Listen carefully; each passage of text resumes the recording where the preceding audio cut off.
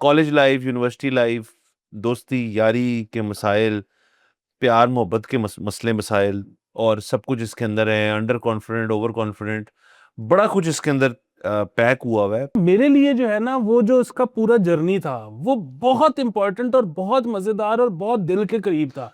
और आपने यकीन करें कि जिंदगी में बड़ी बड़ी खच्चे मारी होती हैं और वो सारी आपको जो है ना वो याद आ रही होती है कि यार ये बिल्कुल मैंने भी ये किया था, मैंने भी ये किया था, मैं भी इतना ही चवल होते होता था। जो जिस तरह वक्त गुजर रहा है, बहुत लोग जो हैं फॉर ग्रांटेड लेते हो वो किसके साथ है कि जी कि तू इतनी बड़ी तोप नहीं है कि तुम जो हो ना वो तुम एवे ही हो, कुछ नहीं हो। वो आज चली जाएगी या तुम्हें छोड़ देगी या छोड़ देगा, मतलब ऑपोजिट सेक्स में भी। तो तुम ना, तुम्हें याद आएगा, ना सिर्फ याद आएगा, तुम जाके पैक हो जाए, तुम रो बैठ के। तो सर ये एलिमेंट इन्होंने बड़ी अच्छी तरह एक्सप्लेन किया है इसके अंदर। अस्सलाम वालेकुम, मुस्बत शो में बहुत बहुत खुशामदीद। मैं हूं असद निज़ामी, मेरे साथ हैं अली आफ्ताब। शो को लाइक और शेयर करें, चैनल साहिब जी का। सर कैसे हैं? था यकीन के आएंगी ये रातां कभी। सर एक ही हफ्ते में 2 एपिसोड से 2 शोज से जो है हमने वो रिव्यूज कर दिए हैं सर, क्या बात है सर। लोग खुश होंगे आई एम श्योर। हम जो आज शो रिव्यू करने को जा रहे हैं वो सिर्फ सर आपने देखा वो था, और आपने मुझे तकरीबन रात के कुछ 2:30 बजे मैसेज किया कि जो इस वक्त आप कर रहे हैं, मैं सो रहा था, कि आप छोड़ दें और आप एनसीआर डेज देख लें। तो सर उस वक्त नींद तो मैंने अपनी नहीं तोड़ी सर देखने के लिए, लेकिन उसके फौरन अगले दिन मैंने देख लिया। 5 एपिसोड है, शॉर्ट शो बट लंबे लंबे एपिसोड्स हैं। Interesting college life, university life, दोस्ती यारी के मसाइल, प्यार मोहब्बत के मसले मसाइल और सब कुछ इसके अंदर है। अंडर कॉन्फिडेंट, ओवर कॉन्फिडेंट, बड़ा कुछ इसके अंदर पैक हुआ हुआ है। तो सर डाइव इन करते हैं सर। एनसीआर डेज जो है सर, उसके अंदर जो इनके मेन जो बंदा है जो जो एक्टिंग कर रहा है वो निखिल विजय हैं, जो इसके अंदर जिसका नाम है मोनू। मोनू। और मोनू की सर मुझे, मैं उनका वैसी प्रोफाइल चेक कर रहा था तो ये बंदा जो है ये ना सिर्फ एक्टर है, ये खुद राइटर भी है। और जो गुलक है, इसका बाय द वे हमें बहुत तंग कर रहे हैं शख्स, हम करेंगे गुलक क्योंकि सर मैंने देखा हुआ है 2 तक या 3 तक। 3 तक हम दोनों ने देखा हुआ है, अब आई चौथा थिंक पांचवा नहीं चौथा देखा। पांचवा नहीं देखा, तो वो देख के वो भी उसका कलेक्टिव रिव्यू करना पड़ेगा। ये गुलक पे राइटर भी है ये बंदा, तो बहुत अच्छा एक्टर है। और सिर्फ सर इसके अंदर मुझे एक चीज इसके अंदर वो अमरीश वर्मा भी है, जो सपना में भी हैं और भी शोज में, डूड में भी हैं। तो सर जो मुझे इसके अंदर सिर्फ एक था ना कि आपको पता है आजकल होता है ऐसे कि प्राइम पे आपको शो लगाए ना, तो आपको शो की जो थंबनेल होता है और बाकी चीजें देख के नहीं पता चलता कि शो की लैंग्वेज किस तरह की है। और वो कई दफा तमिल में होता है या होता है, फिर मुझे मजा नहीं आता कि मैं शो की लैंग्वेज चेंज करके उसको देखूं या सबटाइटल से देखूं, खास तौर पे अगर इंडियन शो। बट ये हालांकि है हिंदी का शो, मतलब इसमें मोस्टली है, लेकिन वो ये एक्टर, ये अमरीश वर्मा और निखिल विजय जो जिसको प्ले कर रहे हैं, मोनू और जो नवीन है, वो जब अपनी फ्लो में आते हैं ना तो उनका वो हिंदी खत्म हो जाती है और वो दूसरी लैंग्वेज आ जाती है। तो ये शो अगर आप देखेंगे तो आपको सबटाइटल्स चाहिए होंगे इसके लिए, नंबर 1। बाकी sir again very well made, very well acted. Corny है बहुत ज्यादा, मतलब बड़ी इसके अंदर जो आपकी ओल्ड स्कूल किस्म की लव स्टोरी वाली कहानी है कि जी मेरी शादी हो रही है मुझे बचा लो टाइप सीन, वो इसके अंदर बहुत ज्यादा है। दोस्ती यारी के मुकाबले, और हुंडा एक है, सीएम का बेटा है, बड़े मतलब उस किस्म के ना क्लीशे किस्म के एलिमेंट्स हैं इसके अंदर। लेकिन जो इसकी खास तौर पे मोनू जो है, उसकी डिलीवरी और एक्टिंग जो है और उसका जो बचपना सा एक है, हालांकि वो बड़ा टफ गाय बनता है नहीं असल में, वो इस चीज को सेव कर जाती है। और अगेन नवीन जो हर मेरे ख्याल में हर रोल के अंदर वो एक बैड बॉय प्ले करता है, इसके अंदर भी उसने प्ले किया हुआ है। बाकी एक्टिंग के अंदर मुझे कोई इतना मतलब नामवर नहीं लगे, लेकिन वो जो है अरुण खुशवा उनका नाम है, जो चंदन है, मतलब जो शॉर्ट गाय, वो बड़ा मजेदार है, मतलब उसकी टाइमिंग और डिलीवरी बड़ी अच्छी है। तो मुझे उस लिहाज से शो सर वेल राउंडेड लगा। जी बिल्कुल सर, ऐसे में मुझे मैसेज आया था, मेरे ख्याल में उनका नाम आयशा है, सॉरी अगर मैं गलत नाम ले रहा हूँ। मुस्बतन है, शो देखती हैं बहुत शौक से, और उनका मुझे मैसेज आया था कि सपने वर्सेस एवरीवन देख लो। हम्म। तो मैंने सपने वर्सेस एवरीवन देख लिया, और वो जब मैंने देखा तो वो, क्योंकि हर एपिसोड के एंड में मैं पढ़ रहा था कि राइटर हाँ, डायरेक्टर अमरीश वर्मा। जो खुद एक्टर भी है। तो मैंने कहा ये कौन है राइटर डायरेक्टर। तो मैंने जब खोला तो पता लगा कि ये तो वो है जो उसमें सपने वर्सेस एवरीवन में लीड प्ले कर रहा है। ओके। मैंने उसके बाद कहा कि अच्छा इसने जिंदगी में और क्या किया है, तो उसमें डूड आ गया और उसमें एनसीआर डेज आ गया। मैंने उसके बाद डूड भी पड़का दिया, उसके बाद फिर मैंने एनसीआर डेज भी देख लिया। अब सो हम क्योंकि सपने वर्सेस एवरीवन और डूड इसलिए नहीं कर रहे क्योंकि अभी आपने वो देखने हैं, ना तो आप आगे निकल गए सर मेरे से हाँ। व्यूइंग। तो सर ये जो है ना, इस बंदे का कमाल यही है, और असल में होना भी ऐसे ही चाहिए। वैसे तो खैर फिर वो बात है कि मैं उसके बाद फिर मैंने इसके इंटरव्यू भी खोल लिए, फिर मैंने इसका वो लाइफ जर्नी भी जितना फॉलो कर सकता था वो भी कर लिया। So this guy has now finally move to Mumbai. तो अब तो, और ये जो सपने वर्सेस एवरीवन जिसका हम करेंगे रिव्यू, उसका तो जो सीजन 2 है वो मेरे ख्याल में बनाया ही, मतलब वो सैंक्शन ही मेरे ख्याल में प्राइम ने कर दिया। वैसे तो सब कुछ प्राइम पे अवेलेबल है, लेकिन उसका पहला जो सीजन था वो मेरे ख्याल में टीवीएफ ने से हुआ था, दूसरे में फिर प्राइम ने कहा कि मेरे ख्याल में कि आप डायरेक्ट इधर ही जो आ जाओ। कोटा के साथ हुआ था नेटफ्लिक्स में। बिल्कुल। तो ये जो है ना सर, इस बंदे का जो कमाल है, और होना भी ऐसी चाहिए कि ये आप डूड देख लें, आप ये देख लें, आप सपने वर्सेस एवरीवन देख लें, वो गुड़गांव है, ना वो वही है। ठीक है, मतलब एक बंदा जिसने जहां की जिंदगी जी है, उसने वहां की वो कहानियां पेश कर रहा है। ये और मैं ये क्यों कह रहा हूँ कैसे होना चाहिए, हमारे यहाँ पे ना मशहूर हो जाता है अमूमन के फलाना बड़ा बड़ा राइटर है जी, राइटर वो देखो स्क्रिप्ट लिखवाओ, ठीक है, और फिर हम अमूमन जाके उसको ये नहीं कहते राइटर को कि आप जो है ना, मतलब आपने क्या लिखा हुआ है, कोई अच्छी सी कहानी जो आपने लिखी हुई है वो आप हमें दे दें। ऐसे नहीं होता। होता ये है कि डायरेक्टर साहब जाते हैं और जाके उसको कहते हैं राइटर को कि ये मेरा आइडिया है, इस पे तू लिख। ठीक है, अब वो डायरेक्टर ने एक कहानी सोची हुई है लंदन की, ठीक है, वो it is based set in London. आप राइटर से कह रहे हो कि इस पे तबाजमाई करें, वो पता नहीं लंदन रहा है नहीं पिक्चर से रहा। बाहर नहीं है आज तक। अब बात ये है कि आप जहां के हो ना, आप जैसी कहानी वहां की बताओगे, आप राइट लेफ्ट की वैसी शायद नहीं बना सकते। अच्छा, ऑल दो इस ऐसे नहीं है कि जी यही बस सबसे अच्छी चीज यही है। ये राइटर डायरेक्टर्स का एक बड़ा और रौला हो जाता है, वो ये है कि मतलब एक जो डायरेक्टर है वो डायरेक्टर भी तो है ना, मतलब उसकी एक आंख है, और वो जो है वो शूट करना जानता है, वो ये जानता है कि अच्छा क्या चीज स्क्रिप्ट में जरूरी है, क्या गैर जरूरी है, किसको मैंने कितना टाइम देना है, ये वो सब। बट जो लोग राइटर डायरेक्टर्स होते हैं, उनका जब राइटर्स ब्लॉक लग जाए तो वो कई दफा फंस भी जाते हैं कि किसी और से नहीं लिखवानी, लिखनी मैंने खुद है, तो फिर वो कोई फजूल काम भी बीच में करते हैं। तो ये भी मसाइल हो जाते होते हैं राइटर डायरेक्टर्स के साथ। मतलब अगेन, मतलब इम्तियाज अली जैसा बंदा, उसने हैरी वर्सेस सेजल भी बनाई हुई है, ठीक है, मतलब जो राइटर ब्लॉक लगा हुआ था। हाँ, तो उसने कहा ये पेल दो बस। तो बुनियादी बात ये कि सबकी आपसे मतलब अपनी प्रोज एंड कॉन्स होते हैं। बहरहाल ये जो है एनसीआर डेज, ये बहुत अच्छा है। डूड भी बुरा नहीं है, डूड की जो मरकजी कहानी है वो बहुत अच्छी है। बीच में कुछ मसाइल हैं, जब हम डूड करेंगे तो फिर उसमें करेंगे। ये अगेन अमरीश वर्मा की एक्टिंग बहुत अच्छी है। अगेन अगर वो बंदा उस तरह से वर्सटाइल एक्टर नहीं है, क्योंकि जो मोनोटोन सा है थोड़ा सा। हाँ, तीनों जगहों पे उसका जो है ना वो काइंड ऑफ सिमिलर डिलीवरी है। ठीक है, तीनों शोज में उसके पॉजेस स्ट्रेसेस जो है ना वो एक जैसे हैं, बट रोल उसने जाहिर है डिफरेंट प्ले किए हैं। और खूबसूरत जो है सेटिंग है। देखिए, मुझे तो एक और चीज ये लगता है कि जो है ना कि कहानी जा कहाँ रही है, वो बड़ी इंपॉर्टेंट चीज है। वो आपस में उसकी जो है वो बुनत कैसी है, बड़ी इंपॉर्टेंट चीज है। आपको सरप्राइज कहाँ पे कर रही है, आप क्या सोच रहे थे, अनफोल्ड कैसे हो रही है, ये सारी बड़ी इंपॉर्टेंट चीजें। पर मेरे लिए तो ना 60% ऑफ वर्क इज डन जब आपने सेटिंग एक यूनिक रख ली है।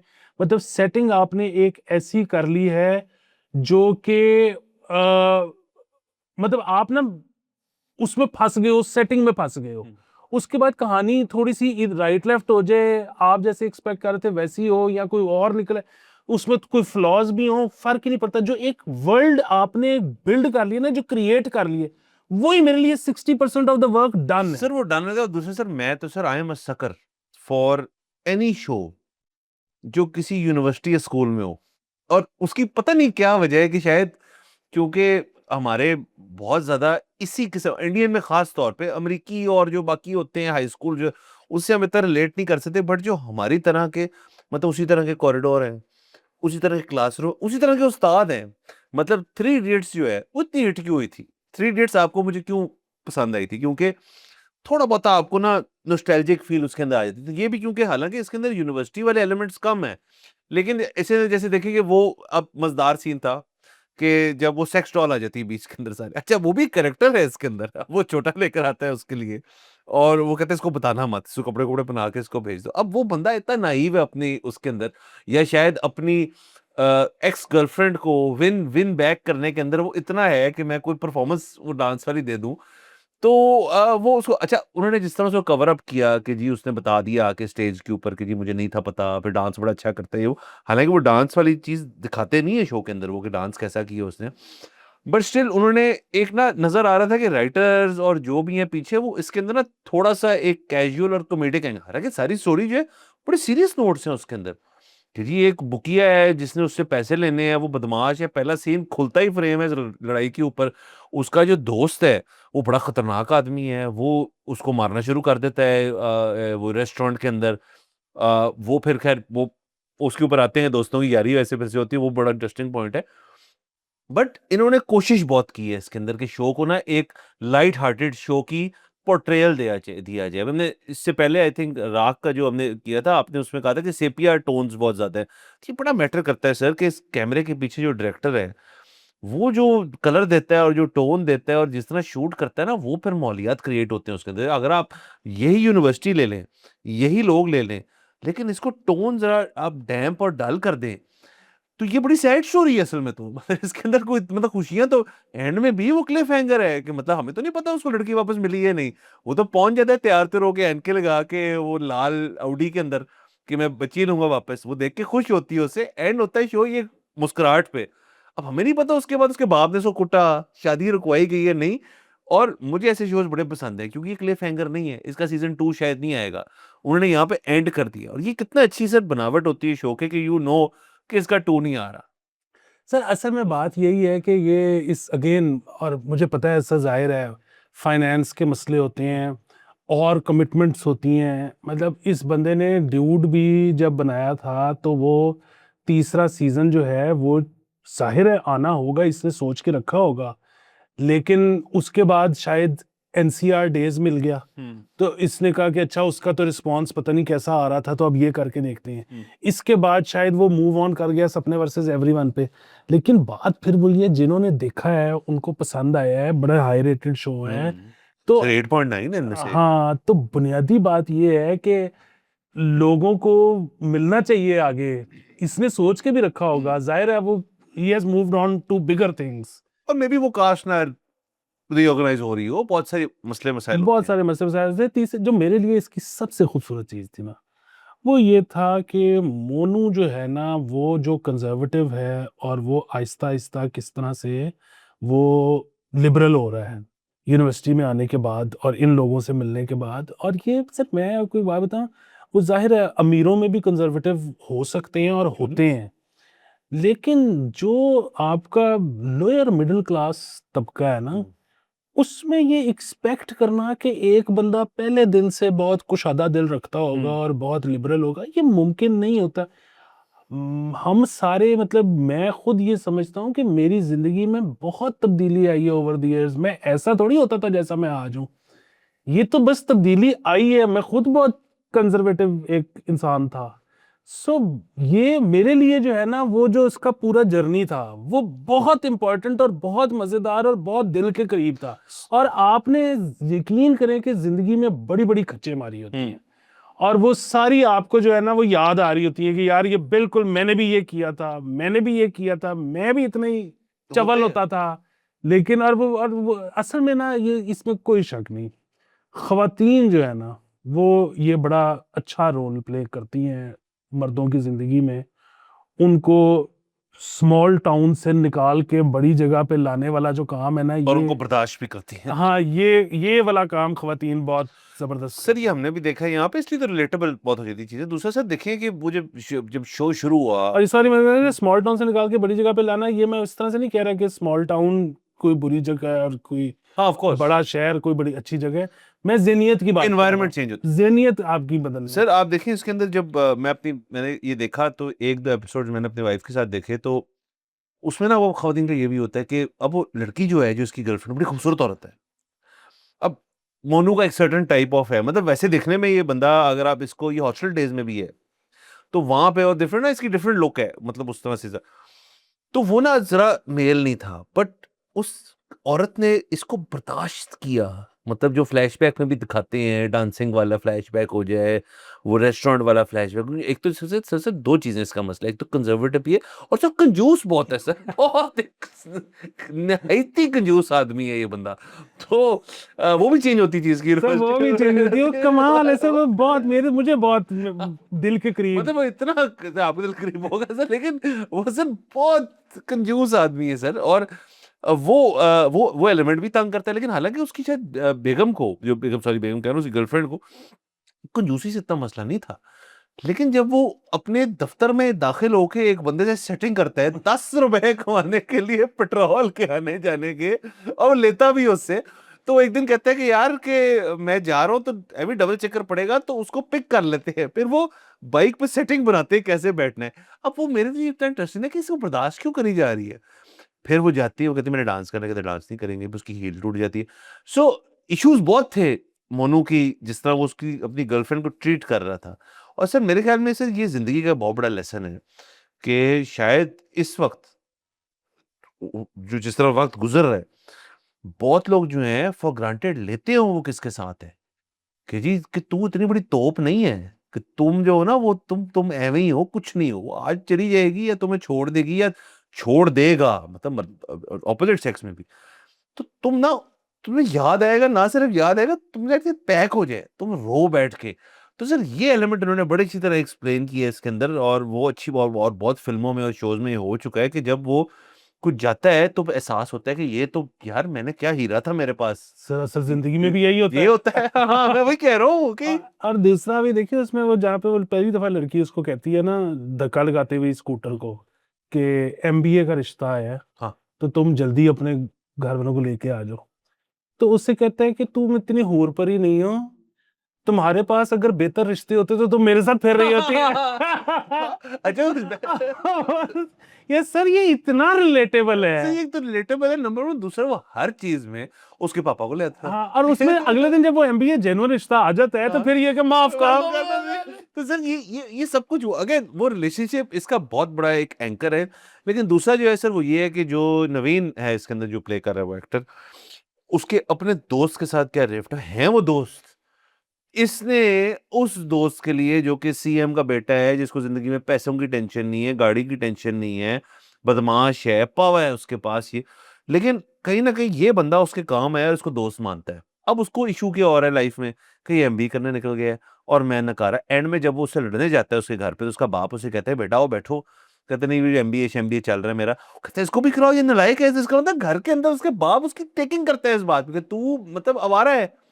तो और वो कितना फनी सीन है कि घर के अंदर पार्टी चल रही है और वो जगह ढूंढ रहे हैं लड़ने के लिए, और वो फिर तो गेट, क्या बड़ा सीन है कितना वो। वाला सीन है सर वो कि यार इधर नहीं है तो फैमिली है, यहाँ नहीं, यहाँ नहीं, किसी खुली और वो और एक जगह पे कुसुन एक दूसरे को मारते हैं तो और बच्चे आ जाते हैं, फिर यूं करके बैठ जाते हैं। के तो वो सर वो उसके घर का लिहाज कर रहा है ना, क्योंकि उसको पता है कि यार मेरा इस घर से कोई फायदा हुआ है।